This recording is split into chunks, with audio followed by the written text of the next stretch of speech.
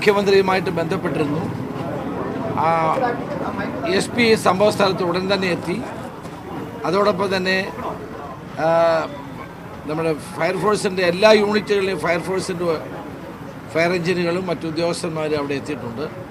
കഴിയാവുന്നത്ര മനുഷ്യസഹജമായ എല്ലാ കാര്യങ്ങളും റെസ്ക്യൂവിന് വേണ്ടി ചെയ്തുകൊണ്ടിരിക്കുകയാണ്. വാസ്തവത്തിൽ നേരത്തെ തന്നെ മണ്ണ് മാറ്റണമെന്നുള്ള തീരുമാനമെടുത്തതായിരുന്നു. മണ്ണ് മാറ്റാതിരുന്നതിൻ്റെ കാരണം കമ്പനി അതിന് മറുപടി പറയണം.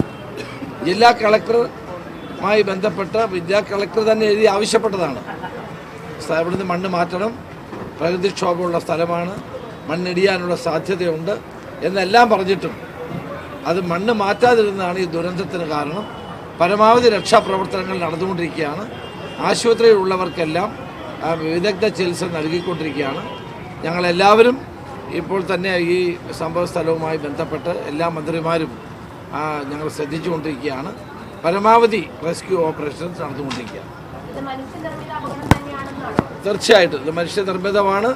ജില്ലാ കളക്ടർ ആവശ്യപ്പെട്ടിട്ടും ആ കമ്പനി ഇത് മുൻകൈ എടുത്ത് മണ്ണ് മാറ്റിയില്ല. മാറ്റിയിരുന്നെങ്കിൽ ഈ പ്രശ്നം ഉണ്ടാവുമായിരുന്നില്ല.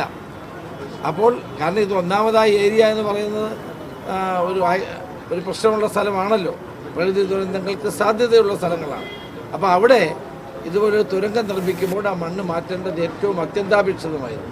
കളക്ടർ തന്നെ ആവശ്യപ്പെട്ടതുമാണ്. അപ്പോൾ എന്തുകൊണ്ടാണ് അവർ ചെയ്യാതിരുന്നതെന്ന് ഇനി കമ്പനിയാണ് മറുപടി പറയേണ്ടത്. ഏതായാലും വളരെ ദൗർഭാഗ്യകരമായ സംഭവമാണ്, വേദനാജനകമായ സംഭവമാണ് അവിടെ ഉണ്ടായത്.